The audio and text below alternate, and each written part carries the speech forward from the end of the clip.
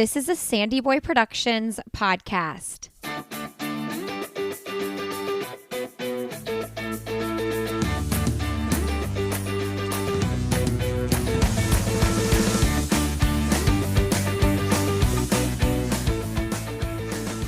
Hey everybody, welcome to I'll Have Another Podcast with Lindsay Hine. I'm your host, Lindsay. Thanks for being here today. Today's episode is sponsored by Koala Clip. If you are looking for the best way to carry your phone, your keys, your ID, a couple dollars, whatever, on the run or the bike or wherever you're going, look no further than Koala Clip. It is the most useful piece of running gear I own. That is a quote from Wired Magazine Gear Editor. And it's true, I feel the same way. I don't go on a run without my Koala Clip. It clips right in to the back of your Razorback sports bra. It protects your phone from sweat, rain, snow, and cold. It keeps your hands free. You don't have to hold your phone. It doesn't move around. It is amazing. Go to koalaclip.com and use the code ANOTHER for 10% off your order. koalaclip.com. Use the code ANOTHER for 10% off your order. All right, friends. Today you're listening to episode 346, and my guest is Sabrina Little. Sabrina is an ultra runner. She's a 5-time U.S. national champion, a 5-time U.S. national team member. She's a world silver medalist, a team gold medalist from 2013, and she previously held both the 24-hour American record, 152 miles, and the 200K American record, 19 hours and 30 minutes. She placed 12th in the 2018 Trail World Championships in Spain to score for Team USA's bronze medal, and in 2019 she ran the fastest 100K and 50-mile times for women in the U.S. She's sponsored by Hoka. She is a new mom, and she teaches at Morehead State University. She teaches philosophy, and we get into all the running things, the motherhood things, and the philosophy things. A really well-rounded conversation with Sabrina here. If you enjoy the podcast with Sabrina, please share it with your friends on social media. Text your group of friends that like to run, and leave us a quick rating and review on iTunes or wherever you're listening, so that can help potential new listeners find the show. Let's see, right now we're almost at 2,000 rating and reviews. Let's get that over 2,000. Okay, and so this podcast is part of the Sandy Boy Productions podcast network. Visit sandyboyproductions.com to learn more about the other shows in the network.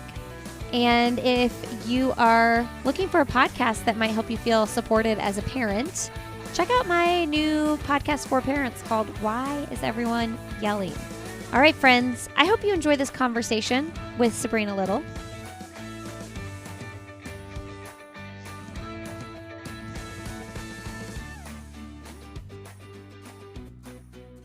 Okay, well, today on the podcast, we have Sabrina Little on the show. Welcome to the show, Sabrina. Thanks so much for having me. Okay, so you're back in your office for the second time post-COVID. How does that feel? Yeah, it's good. It is completely undecorated because we just can't have in-person office hours yet. So it's a room that I don't know very well, but yeah, that's where I am. Wait, so are you new enough at your job that you haven't even used it at all? Yes. So I was hired to this position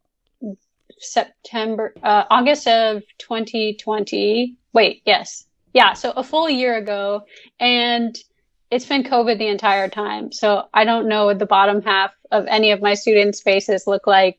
And it's been, I'll say it's been an adjustment for most people, but for me, it's the only job I've ever had. So it's just life as normal. When you say you haven't seen the bottom half of their faces, though, is that have you been teaching in person with masks, or have you been doing virtual?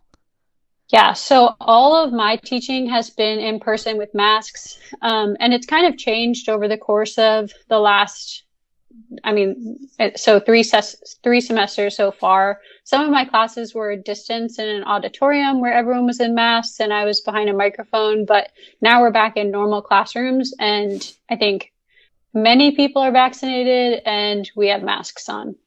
Do you feel like through all this, as your first job teaching, it's not your first job teaching, but your first time in this environment, Do you feel like you would have thrived better with what you're doing, or would you have preferred to be online? I like in person better. It's just, I don't know, being able to see my students' faces. And I mean, sometimes in faculty meetings we do virtual and it's just so easy to get distracted. So I just assume that for classes that are not in person, they're getting as distracted as I do in faculty meetings.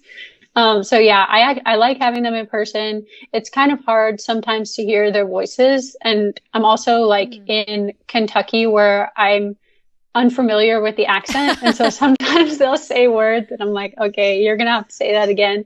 But yeah, it's so much better to be in person.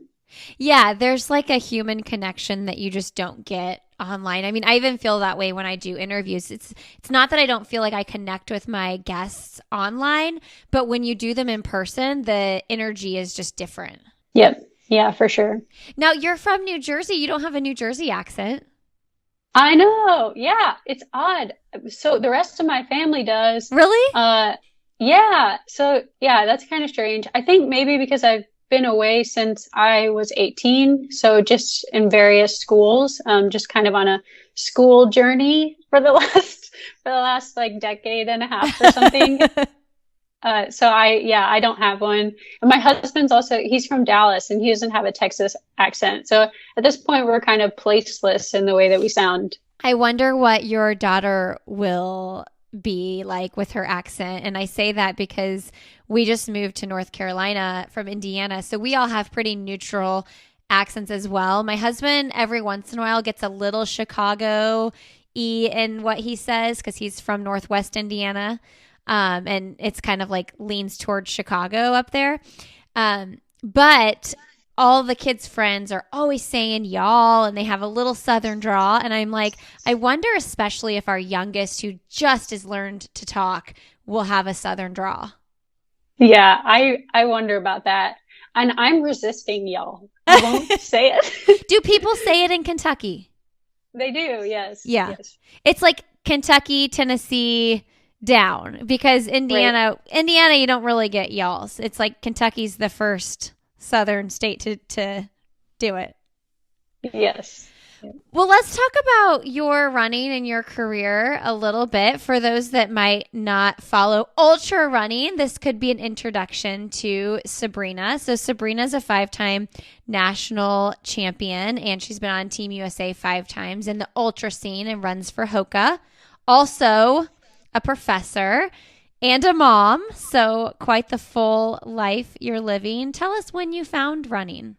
Yeah, so I've always done running, I guess, my whole life. I played a lot of different sports actually, and it was a really great way to grow up because I joined this traveling soccer team as just an elementary schooler. I think I was 7 or 8, and the same group of girls did traveling basketball, and then we were also the same group of girls on this softball team. And so every season we were together just in a different sport. And it was just a really cool way of just growing up with this group that, I mean, we stayed out of trouble. We worked really hard and just learned how just to be disciplined. And we went through like all the awkward growing stages together of like growing up in the sport and how your body changes and someone's short like some season and then they shoot up and just all of that. And it was great. And I think the one thing that always, the one, I guess, talent that I had, in all of the athletic arenas was running. So I knew that I was going to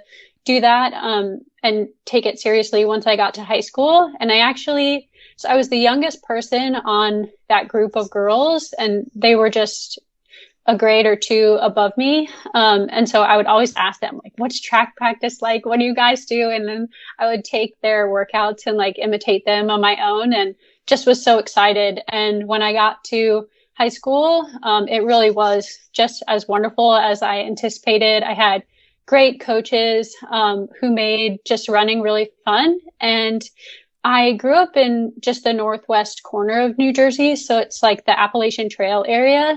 And we would do our long runs on the trail and just explore. And it was just beautiful and a great part of my life. And I think the thing that I always did, I'm kind of an achiever type person. And I always kind of compensated for, or like tried to do better by doing more. Mm. And so I kept like adding to workouts. And so when I started dabbling in ultra running, my coaches were like, well, obviously you've just been like, building towards this sort of thing, your whole life. So I did go to college to run cross country and track at William and Mary. But after the first year or so, I switched over to trail and ultra and have been doing that ever since. Yeah, and it sounds like, based on what I've read and listened to you talk about, that you were kind of always ultra running before you were really technically ultra running. Yeah, and right. So just growing up in the area where I grew up, there wasn't a lot to do outside of just being outdoors. So my friends and I would go for just these meandering runs around town, and sometimes we'd be running and stop at someone's house and then continue on, just kind of like exploring the trails and being outside. So it really was just kind of a natural way of entering the sport. And when I showed my cross country coach in college my running log, she was like, I do not know what this is. So it would be like 3-hour run.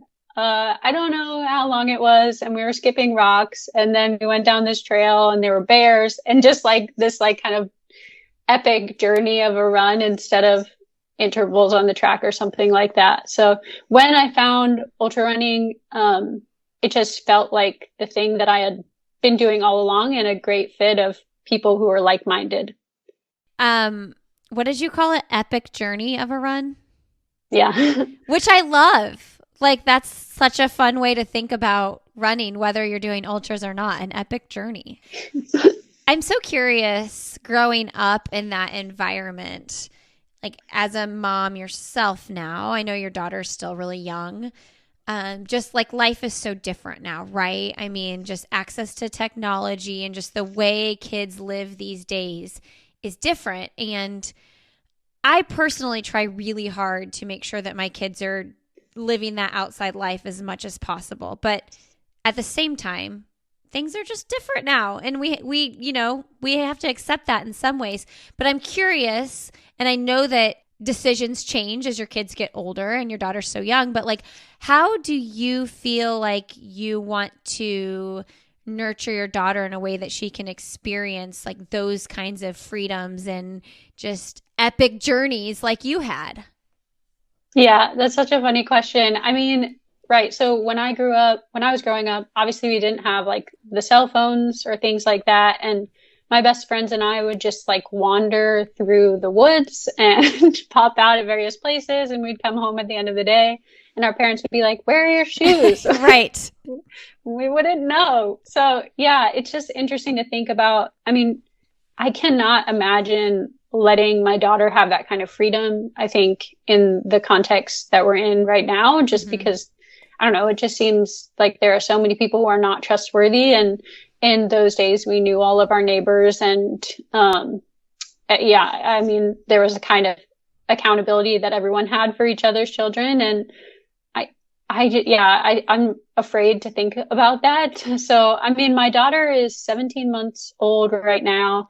We're just trying to expose her to the outdoors and let her really play. And she loves like puddles and dirt, and just giving her the freedom of that. And I just don't know. I mean, part of it is I'm an academic and not in a role that I'll probably be in long term at the moment. I'm not in a tenure track position, so I don't know where we're going to end up. If we're in a city, that'll look different. But I do want her to have like those freedoms to just kind of explore and form friendships over bike rides and playing outside and things like that.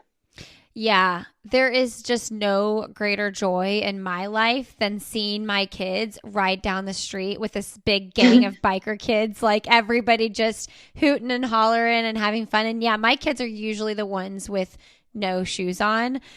Yeah. My in-laws are like, they're forever confused that our kids never have shoes or shirts on. And I'm like, well, you know what? Like at some point this won't be appropriate, but right now it's appropriate. They're kids. And if they can be shoeless and shirtless. My husband and I were just talking about this morning. This is kind of random though, but we were just talking about how like, or no, I saw someone tweet or like, something online where someone was like, what's up with kids always having to have water bottles with them 24/7? Like, you never leave the house, you never leave a room. Where's your water bottle? Where's your water bottle? And it's like, that's just like one small example of how much like more like we're watching every little move than we were 20 years ago. Like, I don't remember always having to have my water bottle on me. Yeah. And it's like kids are just like overhydrated, over cared for in 2021. Yeah, that's so true. Yep. Anyway, tell us a little bit about your college experience. Like, I know when you decided you were going to pursue ultra running instead of, being on the actual team at William & Mary, like, was that a tough decision because you had obviously chosen to run there, like, as part of your college trajectory? So tell us about that a little bit. Yeah. I mean, honestly, in the moment, I didn't have any regrets about the decision that I made then to kind of step away, but now I have just regrets about it, just because I know that college experience and the team is just something that you don't get to replay. So I kind of wish I had stuck with it longer. So yeah, I mean, what happened was it was my freshman year. I loved the team. I loved the friends that I had there. But the training wasn't a great fit for just what my body could absorb. And I was really used to just higher kind of meandering mileage on soft surfaces. And then going to that new location in Williamsburg where I was running on brick and road and doing more high intensity things, I just kept getting injured. So it was just really frustrating for both me and for the coach. I mean, although looking back, most of the freshmen were injured that year. It was kind of a transitional year because there was a new coach there, and she had upped the intensity for a lot of the athletes. And a lot of them were performing really well, but some of them were kind of dealing with injury too. So stepping away was something that I needed to do just to kind of get myself healthy again. And when I stepped away, my attention started to get pulled back in the direction that I had first encountered running and really enjoyed it. And it became kind of like the dessert of my day rather than something that I was focusing on as like a craft that I needed to hone. And while I did step away from the team, I actually found my way into a different team. There was a group of boys called Team Blitz at William & Mary. And whereas the team, like the Division I team at William & Mary, they're student athletes, Team Blitz called themselves athletic students. And so they put just their academics first. And then they didn't feel like beholden to workouts. They could just kind of step in and out as they needed to. And that kind of life balance really suited me also. And so I had this group. I was the only girl, which was kind of funny. Like, they called me their queen. And I did trail runs with them and just kind of explored, and they crewed my first few ultras. And yeah, it was just a great community of support. So on the one hand, I left this great group of girls and this great team and I feel the missed opportunity there now, but I loved my experience running with Team Blitz and like having that freedom and getting to have my hands in lots of pots and try different things while at William & Mary. I'm so curious, when you talk about like, oh, maybe looking back, you regret leaving the team. I think about like regrets in life a lot. And I wonder like, how do we come to terms with that without like living in this way? We're like, oh, I wish I would have done that, or I wish I would have done this differently. So I'm curious, like, even though in some ways you regret it, how does that like sit with you, and how do you kind of like reconcile those feelings?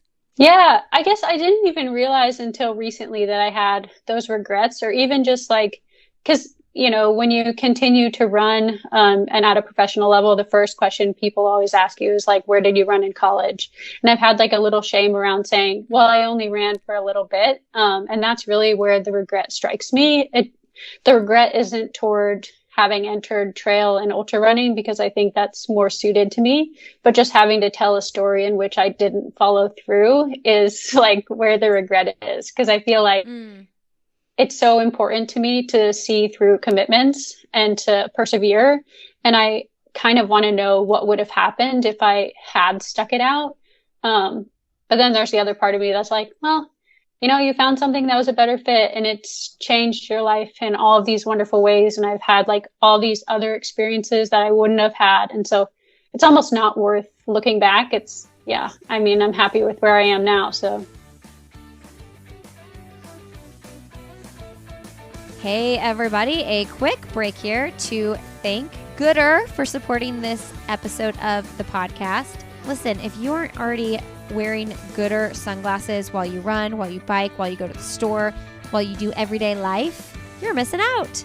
Their sunglasses are affordable, they're functional, and they're fashionable. They have the most fun, crazy colors, and they also have some really basic, neutral colors and styles as well. So these can be for on the go, they can be for dressing up, they can be for going on a run, whatever it is. I love the aviator shades. I have them in like a brownish color. I love the breakfast run to Tiffany shades, the runway shades. They're super cute and fun. And then I love all the fun colors. I actually have a really fun yellow pair that worked out perfectly for my banana costume that I wore on Halloween. You all can save. You can support Goodr. You can support this podcast when you go to goodr.com/another and use the code another15, and that'll save you 15% off your order. All right, friends, back to the show.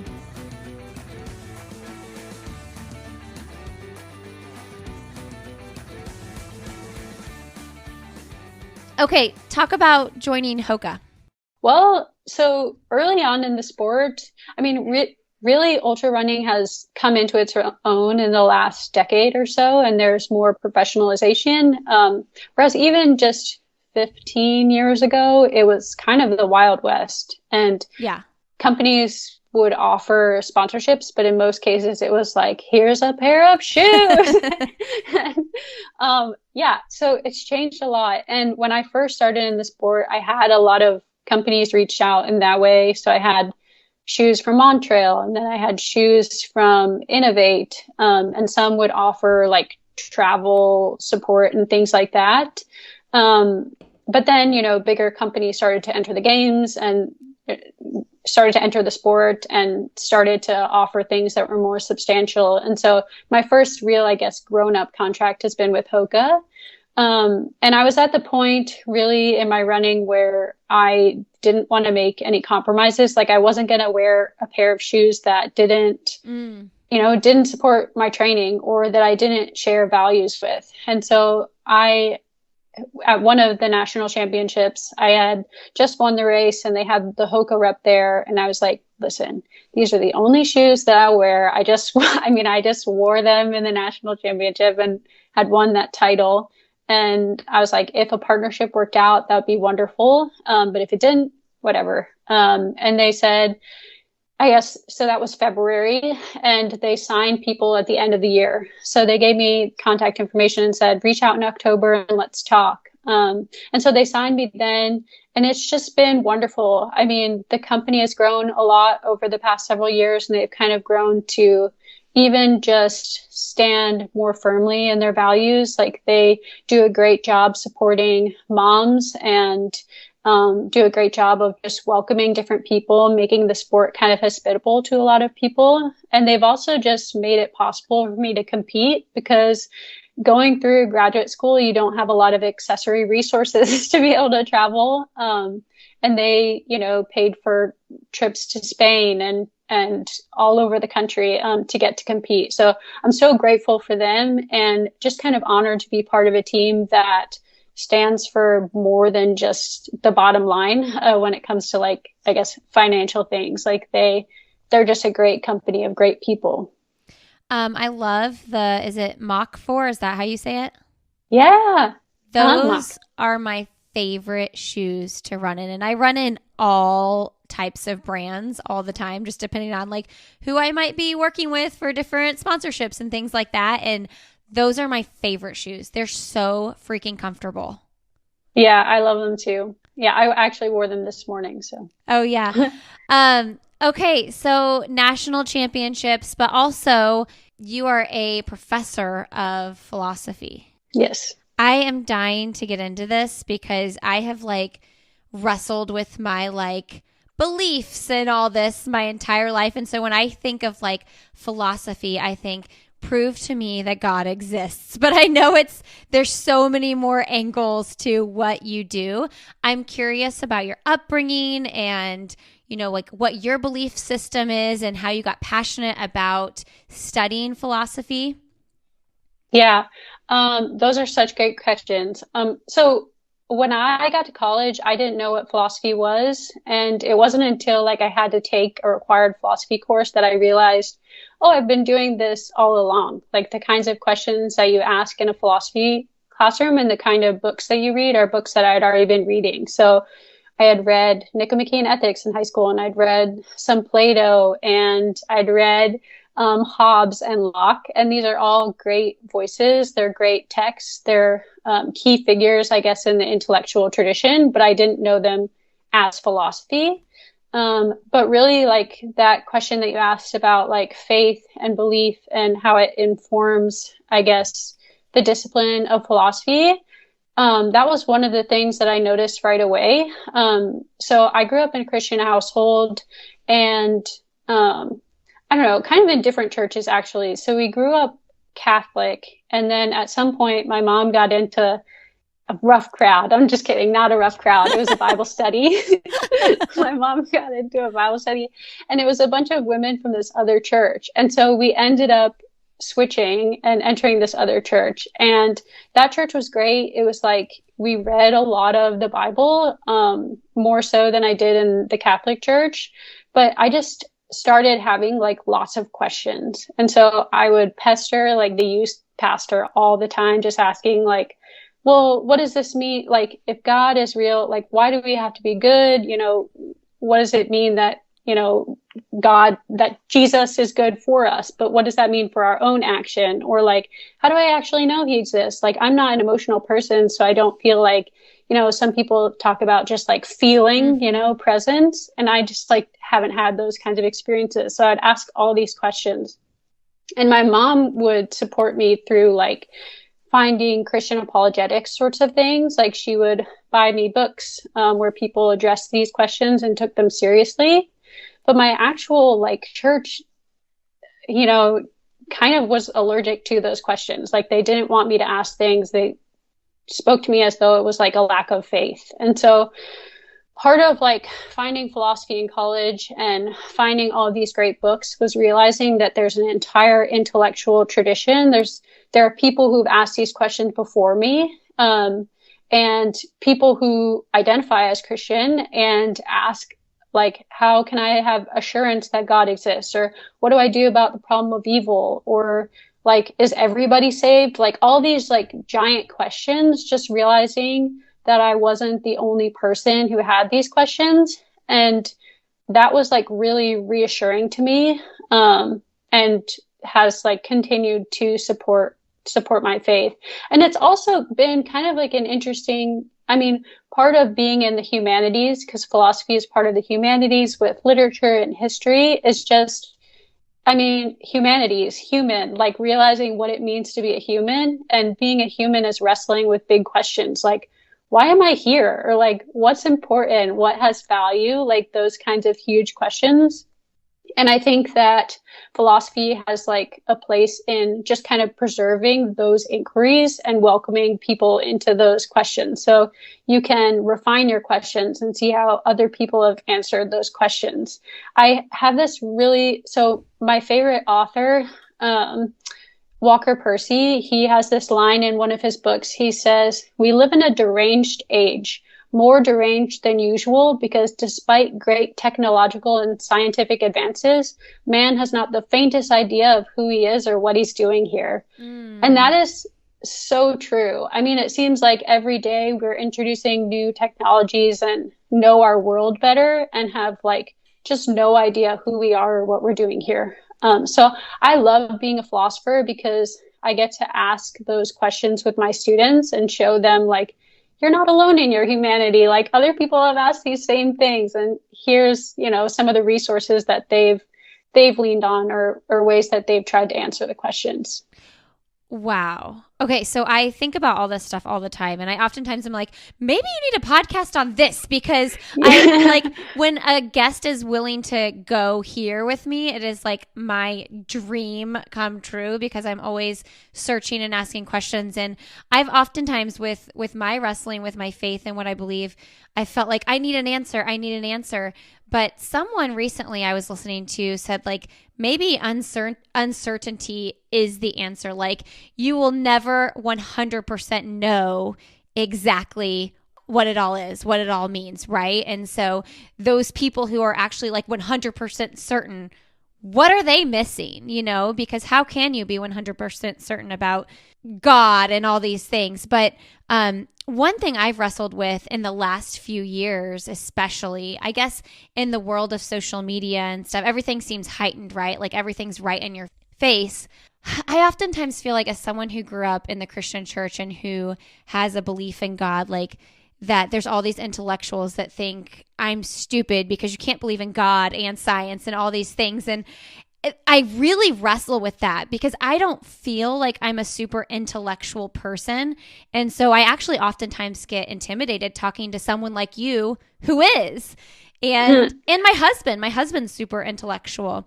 So I'm just curious like how you wrestle with a belief in God and also being a very intellectual person, having your doctorate, obviously a very strong belief in the sciences. Like, can we just say to everybody that you can be a Christian and also believe in all these amazing things that science has provided us?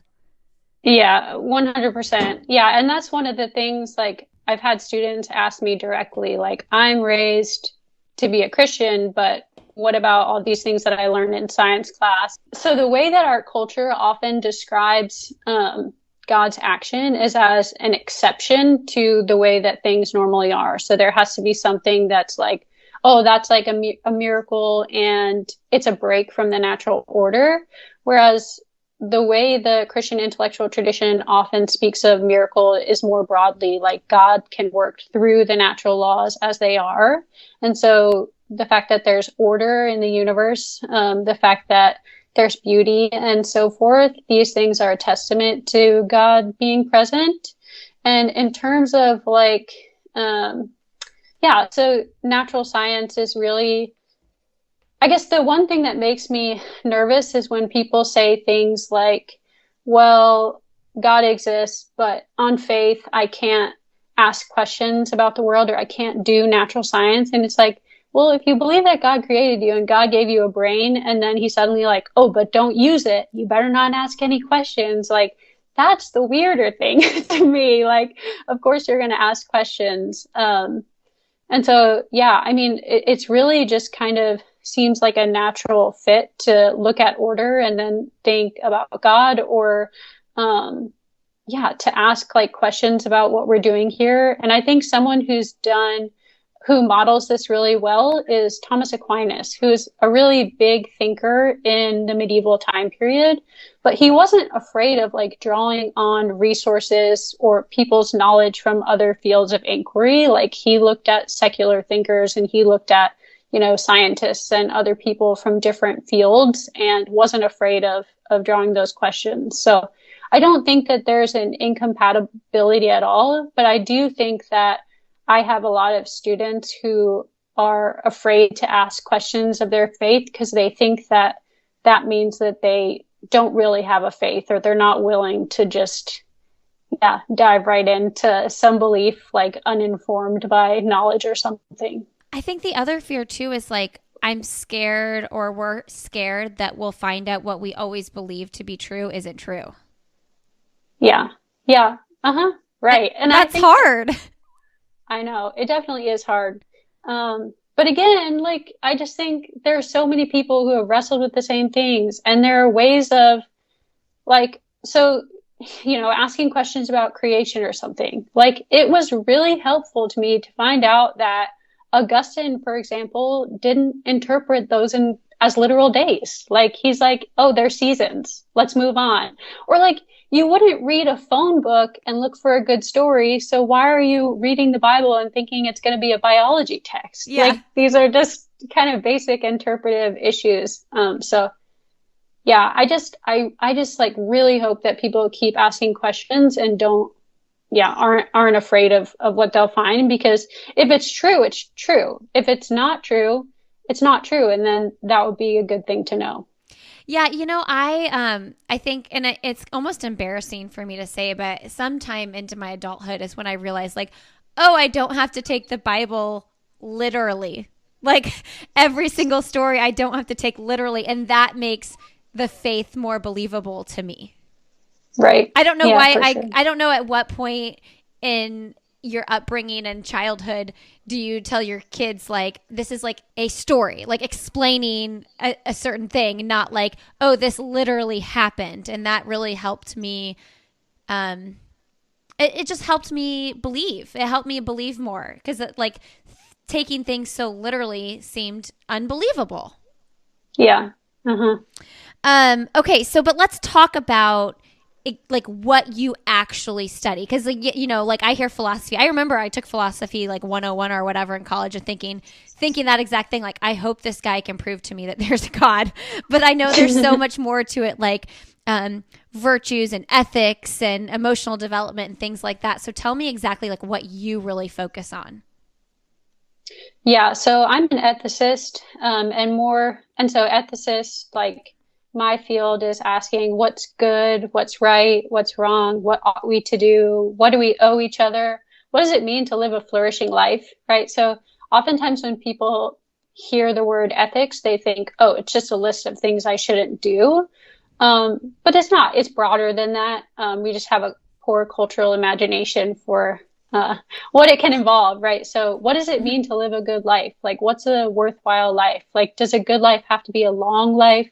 Um, and then I ask like more narrow questions like, is an athletic life a good life? Like, what are qualities reinforced in that?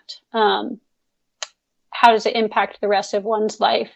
A lot of my research specifically is in virtue development. So how do you develop good qualities of our person? Like, how do you become a more honest person or a person who has well-ordered anger? Where do emotions fit in? How might a poorly ordered emotional state like detract from someone's goodness or their ability to live a good life?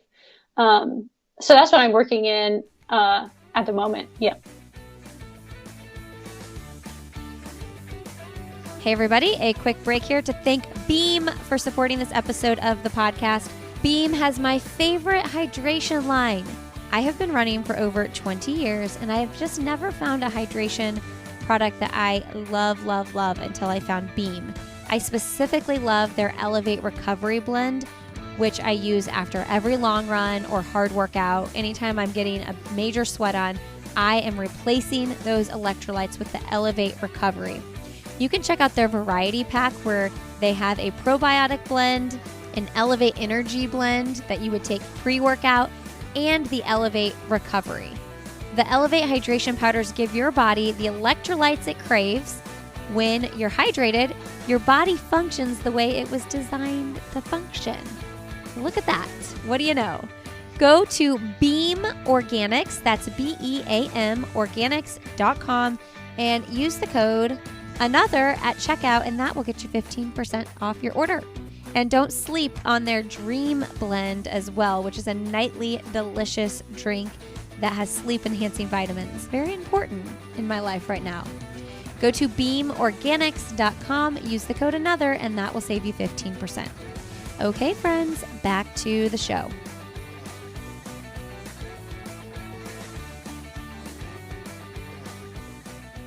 And then how do you, like when you think about your athletic life, your motherhood, your marriage, volunteer work, all the things that you do, and you think about flourishing life, like how do you like put that all together? Because as someone who studies it, I imagine you're constantly reevaluating how you're doing this to make sure your life is flourishing. Yeah, it's a good question. And also I should say my husband also works in he works in political theory, but also like asks questions of virtue and vice. So these are like ongoing conversations all the time. But just the idea is that athletics is like a kind of practice. And so we're practicing the physical things like staying on it, like continuing to persevere and increasing your aerobic capacity and trying to become like stronger in certain respects or go faster. But there are certain internal qualities that are reinforced in athletics too. And so some of them are good features like perseverance, right? So this is a quality that can impact the rest of your life. Like if you can stay well in the running context, like maybe you can stay well right by reading a book. Like finish the finish the book instead of just giving up or something like that, attention spans kinds of things. But then there are also like questions to be asking about bad qualities that are reinforced through running. So a lot of runners, for example, are motivated by envy, just a kind of negative comparison, based on like their competition, how their competition is doing, or just kind of a singularity of focus that crowds out the love of other things.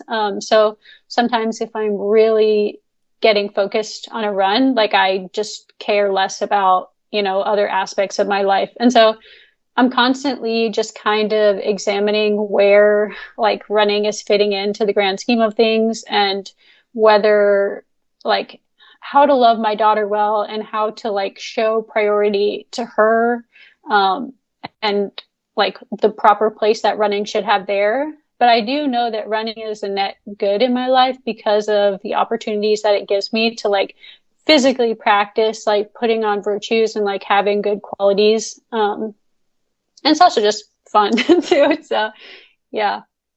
Yeah, there's this like, I think it's something that as parents, especially with younger kids, until your kids are like, well, I'm dealing with like the emotional thoughts of my oldest is 9, and I know in like 3 years he's going to start really pulling away because that's like the natural human progression, right? It's a good thing. He should start pulling away, but I'm like already like mourning that. When I was like sitting on the couch with him last night, I let him stay up a little bit later than his brothers because he's older. I was just like rubbing his head, and I'm thinking, in 3 years, you are not going to want to lay your head on my lap and rub your head. And 3 years is not very far away,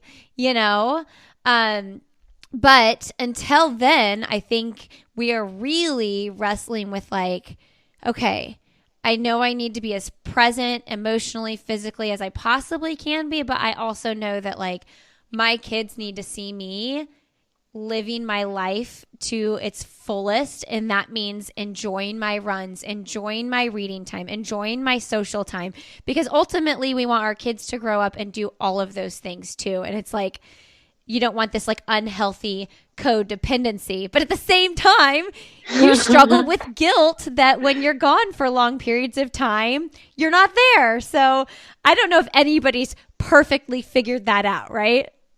Yeah. Oh my goodness. Yeah. And there's so much messiness there. It's so funny because I feel like when I write about emotional development, I have such clarity of ideas. And then I like interact with my daughter and I'm like, I don't know what I'm doing here.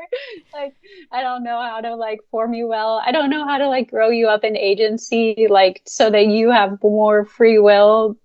Do I want you to have more free will, or do I want you just here with me all the time?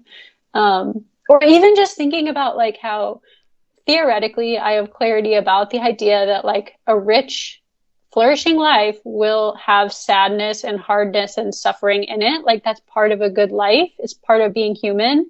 And also, I don't want my daughter to feel any sadness ever. I know. Yeah. That's so true. Oh, that's so, so hard. Right. Like your kid comes home from school and they're like sad because someone made fun of them or whatever it is. And you're like, yeah, but that is part of life. Like we all are going to experience it. And if you don't experience it now, you're going to experience it in 3 years or however long it is. So like, how do we teach our kids to manage those emotions?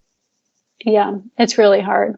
I'm curious because, your studies are so focused on like character and ethics and things like that. Well, two parts to the question, like the way you were raised, how that kind of like formed this interest and deep passion. And then also with how you raise your kids, like how will your studies affect that? Because I think about that all the time with my kids. I'm like, the biggest thing is like, I want my kids to have good character. Like I want them to morally think through situations and be the kid that stands up for other kids and all these things. So I'm just curious, like how your upbringing influenced it, and then how you take that into parenting without unrealistic expectations too, right? Because kids are kids. Yeah. Yeah, those are such big, good questions. I think, I don't know. If you ask my siblings, they're probably not surprised that I'm an ethicist.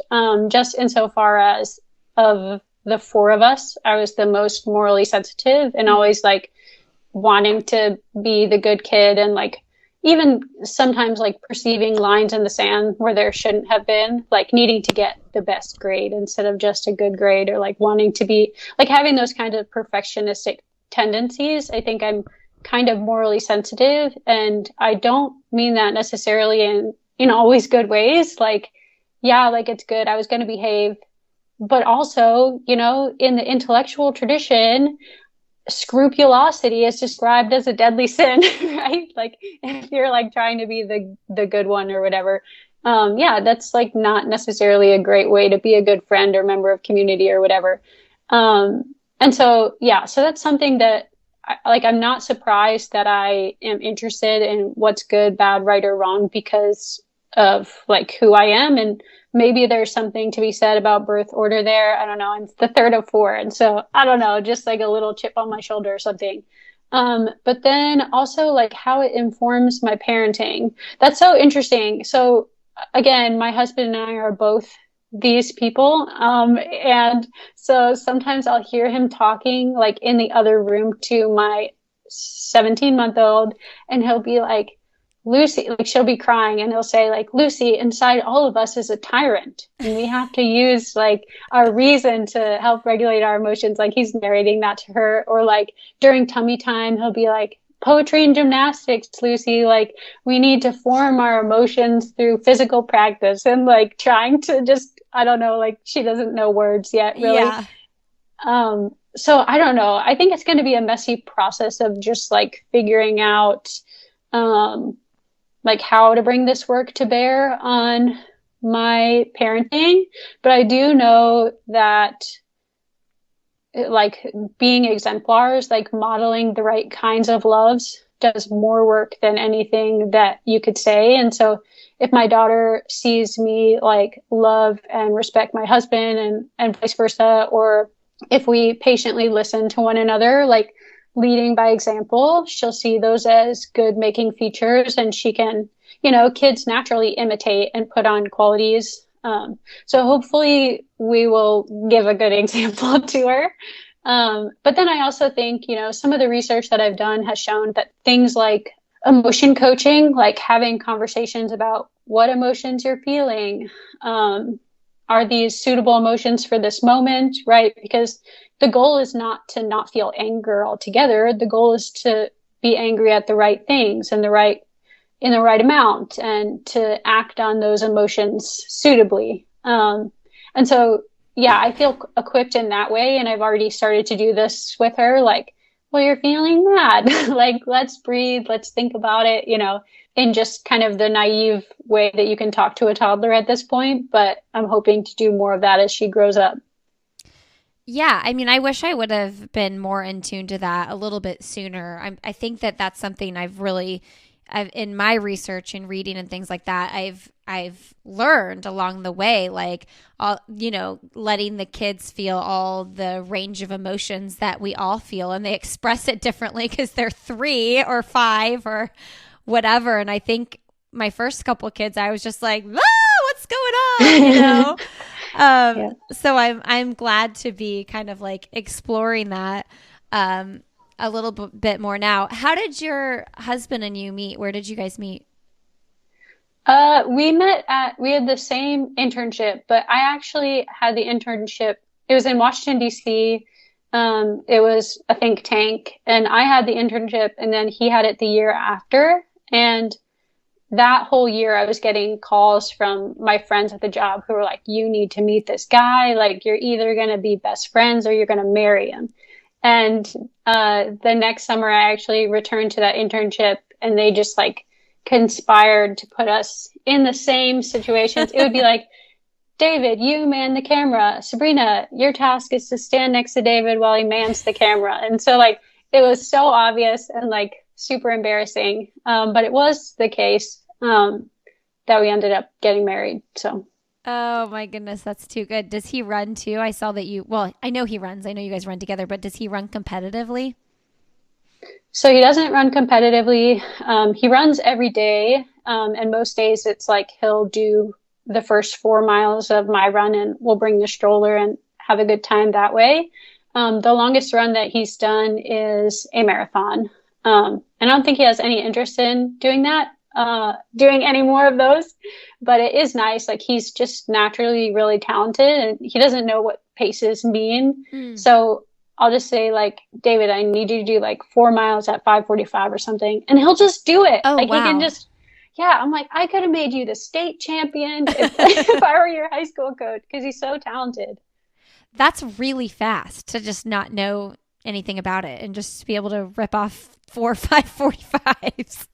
Yeah, it's crazy. Tell me about postpartum running and what your vision is for the next few years. Yeah, so postpartum running, honestly, was pretty straightforward for me in terms of like, I ran every day of pregnancy, and I didn't have any issues there. And then I kind of came back into it and I didn't have any injuries. I noticed like immediately like a lack of strength. And I felt like while I've been feeding my daughter, like that energy source is just gone. And so I've kind of felt like there's a cap on my ability. And it's only been maybe in the last month or so that I've started to hit paces that I could hit previously and start feeling like myself. And so, I mean, to mothers who are listening, I mean, I said I have a 17-month-old. Yes, that's exactly what I was going to echo.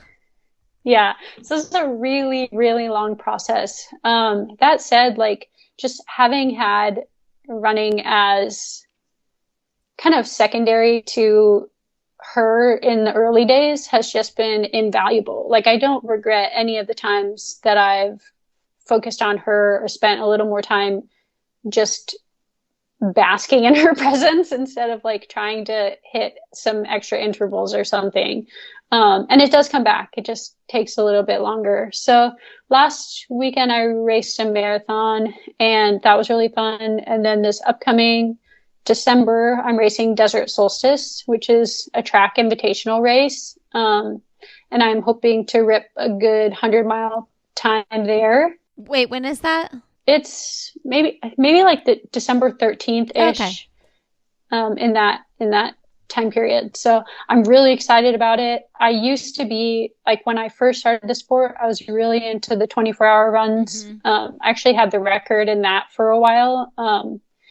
And so I'm excited. I've never actually done a 24-hour run on a track. So I'm excited about like just running circles and just being like present there and trying to get everything out of myself.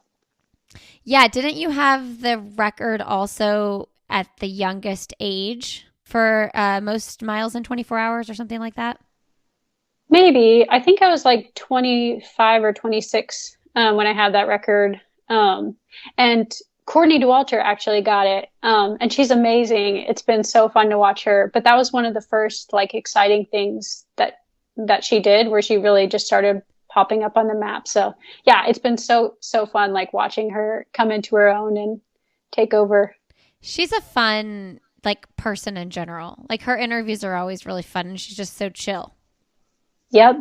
Yeah, she's like my favorite athlete to cheer for. She's also so humble, that I'm glad that she's become like a figurehead of the sport, because I think she makes it more hospitable, because it's not like she's tooting her own horn or something. I totally see that. And Desert Solstice, I feel like I interviewed Camille Herron or something after she did that. I mean, it's a very popular race, right? Yeah, so Camille did that. I think maybe she's coming back this year actually too. Okay. So that'll be good. Yeah. So how fast? Like, give us just an idea. I mean, if obviously you're like you're going around the track, it's 24 hours. You're trying to get as much ground as possible in 24 hours. What general pace do you think that you'll run in that? Yeah, so I'm just going to go by feel. I assume I'm not going to want to ever run faster than 7:30 pace Mm-hmm. because you just want to keep it so relaxed. Yeah. Um, yeah, it'll be interesting to see. I'm not going to pick a pace. I'm just going to let myself fall into it.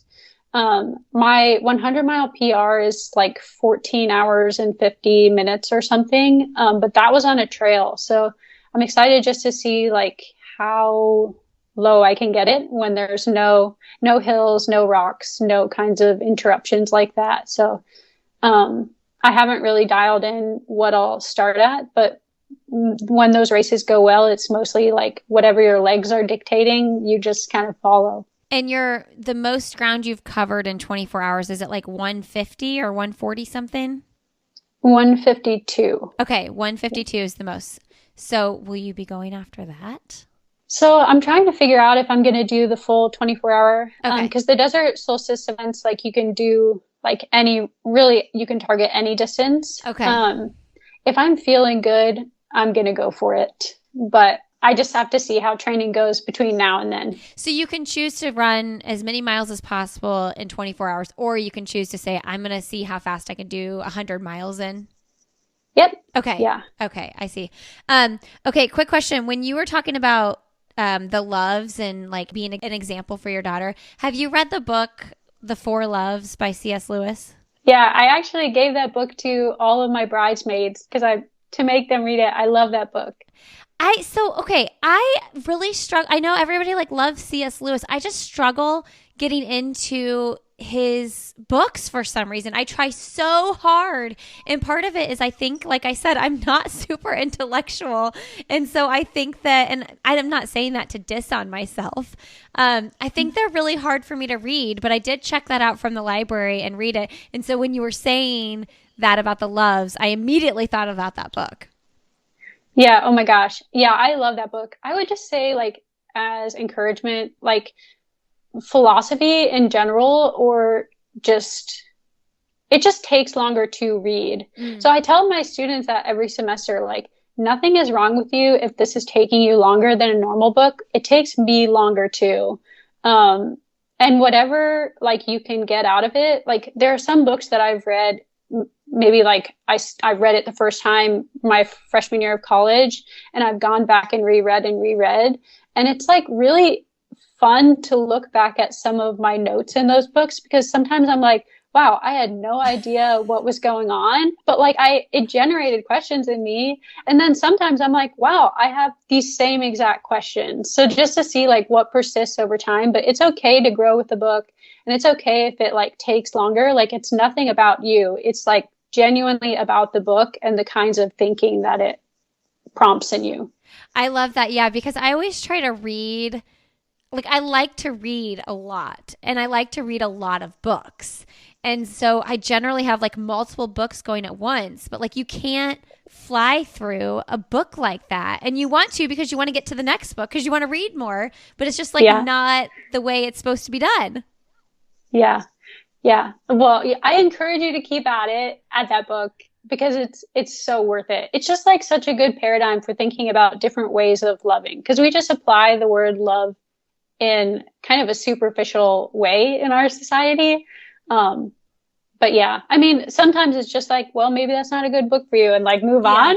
But oh man, I think that one's worth fighting for. That's an interesting point you bring up, because I sometimes sign off my emails XO, and it's not even to someone I'm like really, really close to. And I'm like, am I diluting love here? No, I really mean it. Like I'm really signing this email off with love. But I oftentimes wonder if people think, what do you mean XO? You know, like we're not that close. Yeah. Well, yeah, our society, we have one word for love. And like if you look at just the Greek love words, there are like 6 different kinds, for different scenarios. So you just mean one of the others. Yeah, that's right. That's right.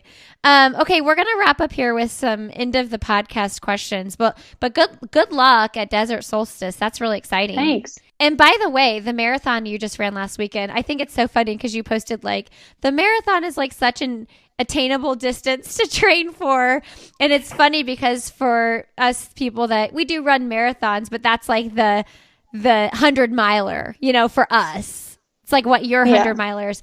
I always think, man, the half marathon is such an attainable distance to train for because I don't have to do 20-mile long runs. But for you, a 20-mile long run doesn't seem all that far. Yeah, it's all contextual. Totally. Okay, what's something professionally or personally you'd like to do that you haven't done yet?